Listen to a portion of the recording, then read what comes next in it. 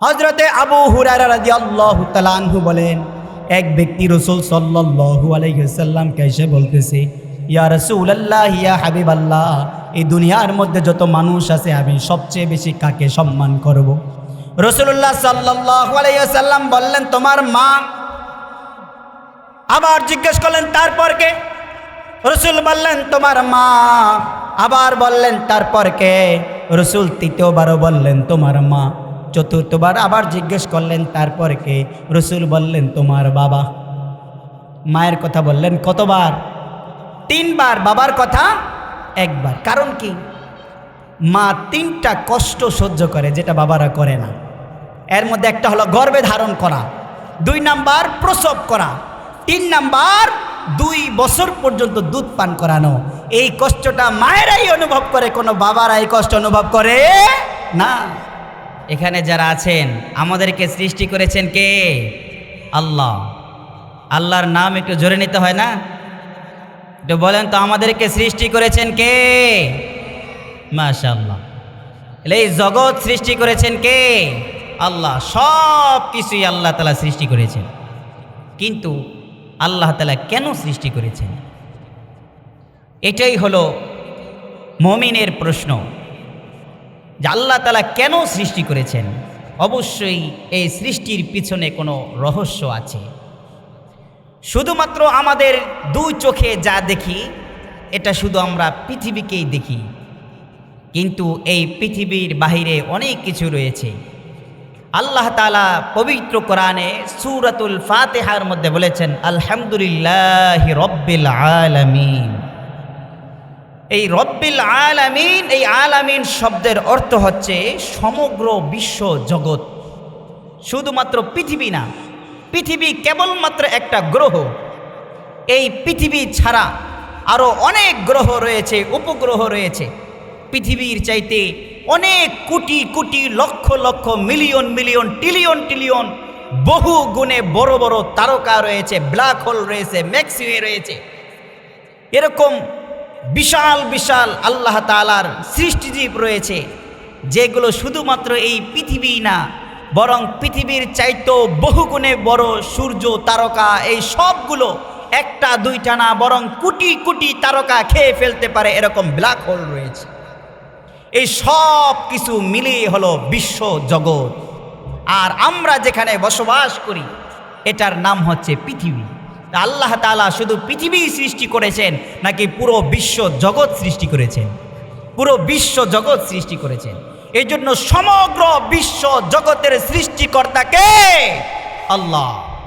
সেই আল্লাহ এত কিছু সৃষ্টি করেছেন, এত গ্রহ উপগ্রহ সৃষ্টি করেছেন, তার মাঝে আল্লাহ তাআলা মানুষও সৃষ্টি করেছেন। তবে মানুষ সৃষ্টি করার রহস্য, মুমিন এই প্রশ্নই করবে যখন সে তার জ্ঞানকে অনুধাবন করতে শিখবে। তখন থেকে তার মনের মধ্যে প্রশ্ন, এই কল্পনা জল্পনা আসবে, আল্লাহই আমাদেরকে সৃষ্টি করেছেন, কিন্তু কেন সৃষ্টি করেছেন? সামান্যতম এই যে কাগজ, মাত্র 1.5 টাকা 2 টাকা কাগজের দাম, এই কাগজটা যে আমরা প্রেস থেকে ছাপাইয়া আনছি এমনিতেই, নাকি কোনো উদ্দেশ্য আছে? অবশ্যই উদ্দেশ্য আছে।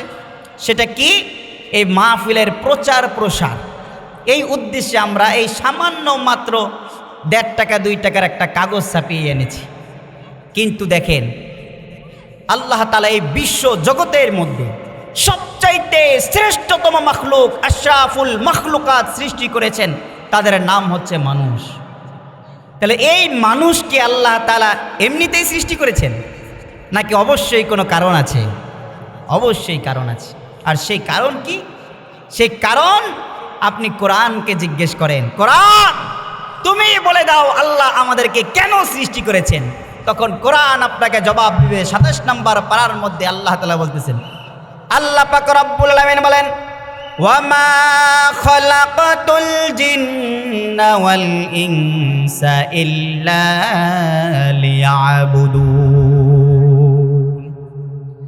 আল্লাহ পাক রব্বুল আলামিন বলেন, ও মানুষেরা, ও জিনেরা, তোমাদের মাথার মধ্যে, তোমাদের হৃদয়ের মধ্যে যেই কল্পনা জল্পনা সৃষ্টি হইতেছে, আমি তোমাদেরকে কেন সৃষ্টি করেছি এটা তোমরা জানতে চাও, তাহলে তোমরা শোনো, কোরআনকে জিজ্ঞেস করো আমি তোমাদেরকে কেন সৃষ্টি করেছি।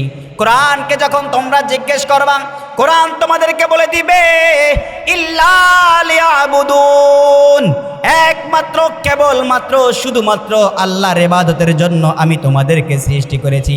চিল্লায়ে বলেন, ইবাদত হবে কার? কার? আল্লাহ তাআলার ইবাদত হবে নাকি অন্য কারো ইবাদত হবে?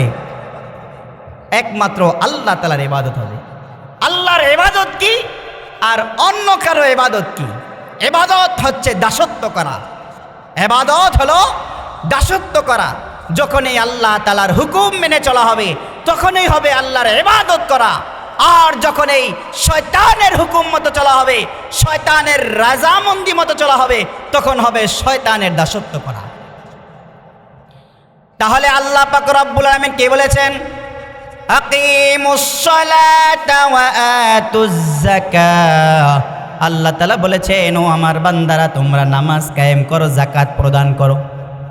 তোমরা যখন ঈমান আনবে, ঈমান আনায়নের পরে ঈমানের সর্বপ্রথম দাবি হচ্ছে তোমরা নামাজ পড়বা। ঈমানের তাকাজা, ঈমানের দাবি হচ্ছে নামাজ পড়া। অথচ আমাদের সমাজের মধ্যে এমনও অনেক লোক আছে যারা বলে নামাজ না পড়লে কি হবে, ঈমান ঠিক আছে। এমন কথা বলে কি বলে না? বলে। আচ্ছা আপনারা বলেন তো, সাহাবীদের মতো ঈমানওয়ালা এই পৃথিবীতে কেউ আছে? অথচ আল্লাহ তাআলাই বলতেছেন আমিনু কামা আমানান নাস, হে মানুষেরা তোমরা ঈমান আনো ঈমানওয়ালাদের মতো, অর্থাৎ সাহাবীদের মতো তোমরা ঈমান আনো। তাহলে আপনারা বলেন, এমন কোন সাহাবী আছে যেই সাহাবীরা নামাজ ছেড়ে দিয়েছে? তাহলে যারা সবচেয়ে বড় ঈমানদার তারা সবচেয়ে বেশি নামাজ পড়েছে। তাহলে যে ব্যক্তি বলে আমি নামাজ না পড়লে কি হবে, আমার ঈমান ঠিক আছে, তোমার ঈমান ঠিক নাই, তুমি একটা ভণ্ড। তোমার ঈমান ঠিক নাই, কারণ তোমার ঈমান ঠিক থাকলেই তোমার ঈমান বলবে নামাজ পড়। এই আমাদের পেটের মধ্যে ক্ষুধা লাগে না? এই পেট যার না আছে তার কি ক্ষুধা আছে? যার পেট আছে তার এই ক্ষুধা আছে। যার ক্ষুধা আছে সে বলে খাবার দাও। কি বলে? খাবার দাও। কেন? ক্ষুধা লাগছে, খাইতে হবে, যতক্ষণ না খাবো এই পেটের ভিতরে শান্তি নেই। তাহলে যেই ব্যক্তির ঈমান আছে আর ঈমান বলে নামাজের সময় হয়েছে নামাজ পড়ো, যেই ব্যক্তির ঈমান আছে, সম্পদ আছে, সম্পদের বছর ঘুরেছে বলে যাকাত দাও, যেই ব্যক্তির টাকা আছে, সম্পদ আছে, যখন বছর ঘুরবে, সম্পদ হবে, সামর্থ্য হবে, বলবে হজ করো। তাহলে যার ঈমান আছে, ঈমানের তাগাজাই হলো নামাজ পড়ো, নামাজ পড়ো, নামাজ পড়ো। যতক্ষণ নামাজ না পড়বে তার এই দিলের মধ্যে শান্তি নাই, কারণ তার এই রূহ, তার এই ঈমান এটা বলতেছে নামাজ, নামাজ, নামাজ। তাহলে আল্লাহ তাআলার দাসত্ব করা হচ্ছে আল্লাহর ইবাদত করা, আর শয়তানের দাসত্ব করা হচ্ছে শয়তানের ইবাদত করা। তাহলে নামাজ পড়লে খুশি হয় কে? আল্লাহ। জোরে বলেন কে? আল্লাহ। তাহলে নামাজ পড়লে আল্লাহ খুশি হয়, নামাজ পড়লে আল্লাহর ইবাদত হয়। নামাজ না পড়লে শয়তান খুশি হয়, আর নামাজ না পড়লে শয়তানের ইবাদত করা হয়। সুদ খাইলে আল্লাহর ইবাদত হয় না, সুদ খাইলে শয়তানের ইবাদত হয়। ঘুষ খাইলে আল্লাহর ইবাদত হয় না, শয়তানের ইবাদত হয়। সুদ, ঘুষ, হারাম খেয়ে যারা হাশরের ময়দানে উঠবে, আল্লাহ তাআলা যখন বলবে কি নিয়ে আসছো, কার ইবাদত কইরা আমার কাছে আসছো, দেখবে আমল নামায় শুধু সুদ, ঘুষ, বেনমাজি আর যত ধরনের গুনাহ আবর্জনা আমল নামার মধ্যে ভরা। এবার বান্দা বলবে, আল্লাহ আমি কিছুই ইচ্ছা কইরা করি নাই, এই কিছু আমি কি করি নাই, ইচ্ছা কইরা করি নাই। আচ্ছা ঠিক আছে, তাহলে ইচ্ছা কইরা করো নাই, তাই তোমারে করাইলো কি? জবাব দিবে, আমারে শয়তান করাইছে। কে করাইছে? শয়তান করাইছে। এই প্রশ্ন আল্লাহ তাআলা করবেন, কিন্তু জবাব দেওয়ার মতো সক্ষমতা বান্দার হবে না। কেন? আল্লাহ তাআলা এবার বললেন সূরা ইয়াসিনের মধ্যে, আল্লাহ তাআলা বলেন আলাম আহাদ ইলাইকুম ইয়া বানি আদম আল্লা তা'বুদুশ শাইতান ইন্নাহু লাকুম আদুউম মুবিন। আল্লাহ পাক রব্বুল আলামিন সূরাতুল ইয়াসিনের মধ্যে বলে দিচ্ছেন, ও বান্দারা, আজকে বলতেছো শয়তান তোমাকে সুদ খাওয়াইছে, আজকে বলতেছো শয়তান তোমারে ঘুষ খাওয়াইছে, আজকে বলতেছো শয়তান তোমারে বেনামাজি বানাইছে, আজকে বলতেছো শয়তান তোমারে জালেম বানাইছে। আমি কি তোমারে জানাইয়া দেই নাই? আলাম আহাদি ইলাইকুম ইয়া বানি, হে বনি আদম, আদমের সন্তান, আমি কি তোমারে জানাইয়া দেই নাই তুমি শয়তানের ইবাদত করিও না, শয়তানের পদাঙ্ক অনুসরণ করিও না? এটা কি তোমারে আমি জানাইয়া দেই নাই? আদম আল্লাহ তা'বুদু শাইতান, শয়তানের ইবাদত করিও না।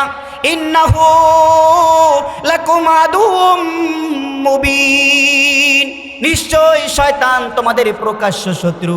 এই কথা কি তোমাদেরকে আমি আগে জানাইয়া দেই নাই? তাহলে আজকে কেন আমার কাছে অভিযোগ নিয়ে আসছো যে আমরা ইচ্ছা করে করি নাই, শয়তান আমারে করাইছে? এই কথা কি সেদিন কাজে লাগবে? কোনো কাজে লাগবে না, কারণ আল্লাহ আগেই জানাই দিছে শয়তানের পথ অনুসরণ করিও না। নামাজ ছেড়ে দেওয়া এটা আল্লাহর পথ না শয়তানের পথ? গুনাহ করা এটা আল্লাহর পথ না শয়তানের পথ? শয়তানের পথ। আর আল্লাহ আগেই জানাই দিছে, খবরদার শয়তানের পথ অনুসরণ করিও না। তাহলে আল্লাহ পাক রব্বুল আলামিন তিনি যা কিছু আদেশ করেছেন সেইগুলো পালন করার নাম হলো ইবাদত। আল্লাহ তাআলাকে সন্তুষ্ট করে চলার নাম হচ্ছে ইবাদত। আল্লাহ তাআলা যেই সমস্ত আদেশ করেছেন সেই সমস্ত আদেশের মধ্যে আর একটা আদেশ সূরা বনি ইসরাইলের 23 এবং 24 নম্বর আয়াতের মধ্যে আল্লাহ তাআলা বলেন, ওয়াকাদা রাব্বুকা আল্লা তা'বুদু ইল্লা ইয়াহু ওয়া বিল ওয়ালিদাইনি ইহসানা ইম্মা ইয়াবলুগান্না ইনদাকাল কিবারা আহাদুহুমা আও কিলাহুমা فلا تقل لهما أف ولا تنهرهما وقل لهما قولا كريما। আল্লাহ পাক রব্বুল আলামিন বলতেছেন, ও বান্দারা, আমি তোমাদেরকে যে সমস্ত আদেশ দিয়েছি সেই সমস্ত আদেশের মধ্য থেকে একটা আদেশ হলো ওয়াকাদা রাব্বুকা আল্লা তা'বুদু ইল্লা ইয়া, তোমরা একমাত্র কেবলমাত্র শুধুমাত্র আল্লাহর ইবাদত করবা। কার ইবাদত করবা? আল্লাহর ইবাদত করবা। এটা তোমাদের জন্য এক নম্বর আদেশ। আর দ্বিতীয় নাম্বার যে আদেশ সেটা হচ্ছে ওয়াবিল ওয়ালিদাইনি ইহসানা। আর দ্বিতীয় নাম্বার আদেশ হলো তোমরা তোমাদের পিতা মাতার সাথে সদ্ব্যবহার করবা। পিতা মাতার সাথে সৎ আচরণ করতে হবে। হুকুম দিয়েছেন কে? আল্লাহ। পিতা মাতার সাথে সদাচরণ করা এই হুকুম কার? আল্লাহর হুকুম। অথচ বর্তমান সমাজের মধ্যে বাবারে মায়েরে গায়ে হাত পর্যন্ত তোলে এরকম কুলাঙ্গার আছে না নাই? অহরহ আছে। বাবার গায়ে হাত তোলে, মায়ের গায়ে হাত তোলে, অথচ আল্লাহ তাআলা তাদের সাথে সদ্ব্যবহার করতে বলেছে। সদ্ব্যবহার করে। ইহসান, ইহসান শব্দের অর্থ কি? ইহসান শব্দের অর্থ যেটা আমরা সহজ ভাষায় বুঝি সেটা হলো, আমরা যখন কোথাও ঘুরতে যাই অথবা বিদেশে যাই, ঢাকায় যাই, কক্সবাজার যাই, কুয়াকাটা যাই, কোনো ধরনের বিনোদনমূলক বা যে কোনো ধরনের সুন্দর জায়গায় আমরা ঘুরতে যাই, আসার সময় আমাদের মাথার মধ্যে কি কাজ করে? যে বাড়ি তো যাইতেছি, ঘুরতে আসলাম কক্সবাজার, এই তো সুন্দর কারুকার্য, এটা দেখলে তো আমার বাচ্চাটা অনেক খুশি হবে, তাহলে বাচ্চার জন্য একটা নিয়ে যাই। এটা মনের ভিতরে আসে কিনা? আবার এক সাইডে ঘুরতে গিয়ে দেখে সমুদ্রের শামুক দিয়া এত সুন্দর কইরা হাতের ব্যাজ বানাইছে, এত সুন্দর কইরা কাঁকড়া বানাইছে, চুলের খোপা বানাইছে, এইটা যদি নিয়ে যায় চুপে চুপে বউরে দেই তাহলে অনেক খুশি হবে। এটা আমাদের মাথায় আসে কিনা? এই হলো ইহসান। আসার সময় বাবার কথা মায়ের কথাও চিন্তা করা। আমি যে বাড়িতে যাচ্ছি কয়টা কমলা নিয়ে যাই, কয়টা মালটা নিয়ে যাই, দুইটা আঙুর নিয়ে যাই, নিয়ে যাইয়া যদি নিজের হাতে কাইটটা মায়ের বাপারে খাওয়াই, খুশি হবে কি হবে না? খুশি হবে। এটা হচ্ছে সদ্ব্যবহার। অর্থাৎ তোমার জন্য, সন্তানের জন্য, স্ত্রীর জন্য যেভাবে পছন্দনীয় জিনিস আনো, এটা এনে তুমি নিজেও খুশি হও, তোমার স্ত্রী সন্তানও খুশি হয়, ঠিক তদ্রূপভাবে তোমার বাবা মায়ের পছন্দের জিনিস নিয়ে আসবা, তারাও যেন খুশি হয়, তুমিও যেন খুশি হয়। এটাই হলো ইহসান। তাহলে আল্লাহ পাক রব্বুল আলামিন বললেন ওয়াবিল ওয়ালিদাইনি ইহসানা, পিতা মাতার সাথে তোমরা ইহসান করবে, সদ্ব্যবহার করবে। দ্বিতীয় নম্বরে বললেন ইম্মা ইয়াবলুগান্না ইনদাকাল কিবারা আহাদুহুমা আও কিলাহুমা ফালা তাকুল লাহুমা উফিন। আল্লাহ পাক রব্বুল আলামিন বলতেছে, যদি তোমার বাবা এবং মা এই দুজনের মধ্যে কোনো একজন যদি বৃদ্ধ হয়ে যায়, তোমার জীবদ্দশায় বাবা মা দুইজনের একজন যদি বৃদ্ধ হয়ে যায়, আও কিলাহুমা, অথবা যদি উভয়জনে বৃদ্ধ হয়ে যায়, বাবাও বৃদ্ধ হয়ে গেছে মাও বৃদ্ধা হয়ে গেছে, তাহলে আল্লাহ পাক রব্বুল আলামিন বলতেছেন ফালা তাকুল লাহুমা উফিন, খবরদার তাদের সাথে উফ বলিও না। কি বলিও না? উফ।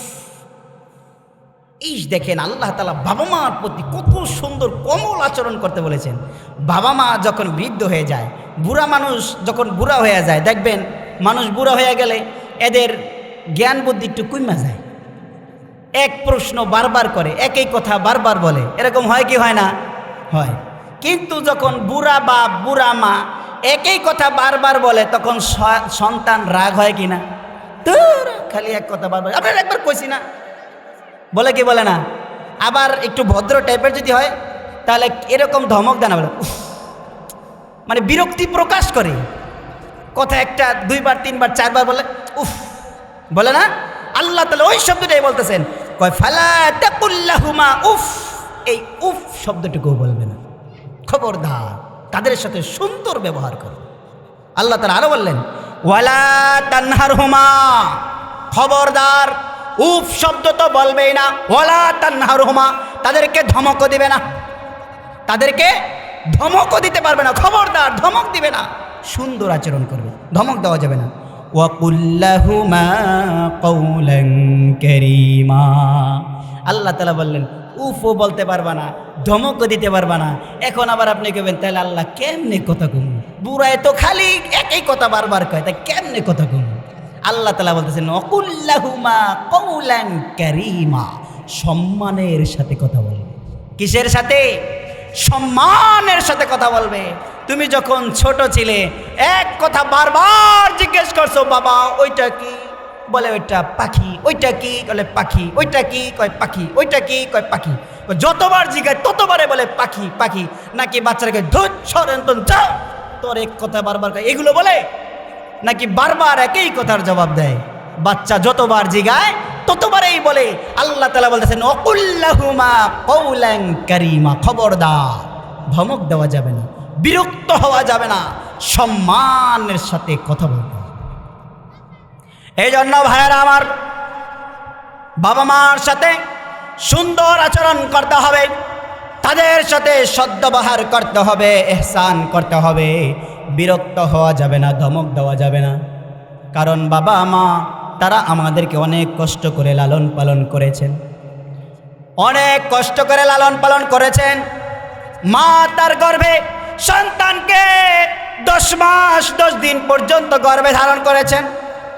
সবাই খাবার খাইতে বসছে, নববধূ খাবার খাইতে বসছে, কিন্তু পেটে বাচ্চা রয়েছে, সবাই খাইতেছে। হঠাৎ করে বৌমা খাবারের সামনে থেকে উঠে গেছে। এবার শাশুড়ি পিছনে যায়, যাওয়ার পরে দেখে বৌমা মুখ চেপে ধরে কান্না করতেছে, তার চোখ দিয়ে দরদর করে পানি পড়তেছে। শাশুড়ি জিজ্ঞাসা করে, বৌমা তুমি তো আমাদের সাথে খাবার খাইতে বসলা, কি হইল আবার উইটা আসলা কেন? এবার বৌমা জবাব দেয়, আম্মা জান, আমার পেটের সন্তান আমার কলিজার মধ্যে লাথি মেরেছে।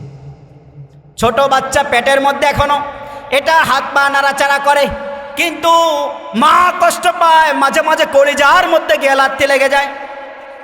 বাথরুমে গিয়া বসছে মা, পেটে সন্তান, বসার পরে সন্তান ওই মুহূর্তে কলিজার মধ্যে লাথি মেরে দিয়েছে। মা বাথরুম থেকে উঠে গিয়ে সেখানে দরজা লাগাইয়া মুখে চাপা দিয়া কান্না করতেছে। এত কষ্ট করে বাবা মা আমাদেরকে লালন পালন করেছে। ও ভাইরা, যুবক ভাইরা, বাবা মা যদি বেঁচে থাকে তাদের কাছে মাপ চাইতে হবে, তাদের কাছে ক্ষমা চাইতে হবে, তাদের পা ধরে মাপ চাইতে হবে। বাবা, পিছনে যেই ভুল করেছি, মা পিছনে যেই ভুল করেছি, সেই ভুল আমাদেরকে ক্ষমা করে দাও, আমার অপরাধ আমাকে ক্ষমা করে দাও। কেননা বাবা মা তারা এমন এক যন্ত্র, তারা এমন এক মেশিন, তারা যখন আল্লাহর কাছে দুহাত তুলে কান্না করে ফরিয়াদ করে, সেটা দোয়া হোক বদদোয়া হোক, কবুল করে নেন কে? বলেন, কবুল করে নেয় কে? আল্লাহ তাআলা কবুল করে নেন। এটা দোয়া হলেও কবুল করে নেন, বদদোয়া হলেও কবুল করে নেন। মা মুখ দিয়া যা বলে, বাবা মুখ দিয়া যা বলে, আল্লাহ তাআলা তাই কবুল করে নেয়। সন্তান চোখে থেকে আসছে, আসার পরে দেখে মা কলস বুড়াইয়া আনতেছে, কল থেকে পানি আনতেছে। সন্তান চিন্তা করলো মায় পানি আনতেছে, তাহলে পানিটা আমি একটু আইনা দেই। এবার সন্তান এই চিন্তা কইরা মায়ের কইতেছে, মা এই কলসটা তুমি রাখো, আমার কাছে দাও। পানি আনছে, আনার পরে এবার মা এত খুশি হয়েছে, এই পানিটা আইনা থুয়ে এবার সন্তান গেছে গা চকে, ধান আরো রয়ে গেছে, ধান তো আনতে হবে। সন্তান যখন ধান আনতে গেছে, ঠিক এই মুহূর্তে আকাশ মেঘলা হয়ে গেছে, আকাশে বিদ্যুৎ চমকাইতেছে, বজ্রপাত হইতেছে, গুরুম গুরুম আওয়াজ হইতেছে। এবার মায়ের কলিজার মধ্যে গুরুম গুরুম আওয়াজ লাগতেছে। সন্তান তো পানি আইনা দিয়া চোখে চইলা গেল, এখন তো গুরুম গুরুম আওয়াজ হইতেছে। এবার মা আসমানের দিকে তাকাইয়া বলে, আল্লাহ, আমার সন্তান এই মাত্র আমার এই পানি আইনা দিয়া গেছে, খেতে গেছে, খবরদার আল্লাহ তোমার কাছে ফরিয়াদ করি, ওই গুরুম গুরুম বজ্রপাত যেন আমার সন্তানের উপরে না পড়ে। আল্লাহ তাআলা দোয়া কবুল করে নেয়, আর ওই সন্তানের উপরে বজ্রপাত পড়ে না। এই দোয়া করেন কে? মা কে? আল্লাহ। এই জন্য ভাইয়েরা আমার, বাবা মায়ের দোয়া নিতে হবে, তাদের সাথে সদ্ব্যবহার করতে হবে। মা যদি দোয়া করে তাহলে জান্নাত পাওয়া যায়। হযরতে আবু হুরায়রা রাদিয়াল্লাহু তাআলা আনহু বলেন, এক ব্যক্তি রাসূল সাল্লাল্লাহু আলাইহি ওয়াসাল্লামকে এসে বলতেছে, ইয়া রাসূলুল্লাহ, ইয়া হাবিবাল্লাহ, এই দুনিয়ার মধ্যে যত মানুষ আছে আমি সবচেয়ে বেশি কাকে সম্মান করব? রাসূলুল্লাহ সাল্লাল্লাহু আলাইহি ওয়াসাল্লাম বললেন, তোমার মা। আবার জিজ্ঞেস করলেন, তারপর কে? রাসূল বললেন, তোমার মা। আবার বললেন, তারপর কে? রাসূল তৃতীয়বারও বললেন, তোমার মা। চতুর্থবার আবার জিজ্ঞেস করলেন, তারপর কে? রাসূল বললেন, তোমার বাবা। মায়ের কথা বললেন কতবার? 3 বার। বাবার কথা 1 বার। কারণ কি? মা 3টা কষ্ট সহ্য করে যেটা বাবারা করে না। এর মধ্যে একটা হলো গর্ভে ধারণ করা, 2 নাম্বার প্রসব করা, 3 নাম্বার 2 বছর পর্যন্ত দুধ পান করানো। এই কষ্টটা মায়েরাই অনুভব করে, কোনো বাবারা এই কষ্ট অনুভব করে না। মা যখন সন্তান প্রসব করে, বিজ্ঞানীরা বলেছে একটা মানুষ সর্বোচ্চ 45 ডিগ্রি কষ্ট সহ্য করতে পারে। এর বেশি কষ্ট হয়ে গেলে হয়তো বেহুশ হয়ে যাবে, নয়তো মারা যাবে।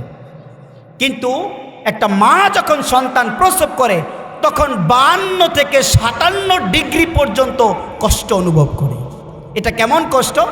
মানুষের শরীরের যদি 20টা হাড়টি একসাথে ভেঙে যায় যত কষ্ট পায়, ঠিক তার চেয়ে বেশি কষ্ট পায় মা সন্তান প্রসব করার সময়। এই কষ্ট কি বাবার অনুভব করে না? এই জন্য মায়ের সম্মানকে 3 গুণ বাড়িয়ে দেওয়া হয়েছে। এই জন্য মায়ের দোয়া দরকার। মা যদি দোয়া করে সন্তানের জন্য বেহেশত রেডি হয়ে যায়, বাবা যদি দোয়া করে সন্তানের জন্য বেহেশত রেডি হয়ে যায়। আল্লাহর নবী, আল্লাহর পয়গম্বর হযরতে মূসা আলাইহিস সালাতু ওয়াস সালাম আল্লাহর কাছে জিজ্ঞাসা করতেছেন, আল্লাহ, আমার সাথে জান্নাতের সাথী হবে কে? কি জিজ্ঞেস করছে? মূসা আলাইহিস সালাম আল্লাহকে জিজ্ঞেস করতেছেন যে আমার সাথে জান্নাতের সাথী হবে কে?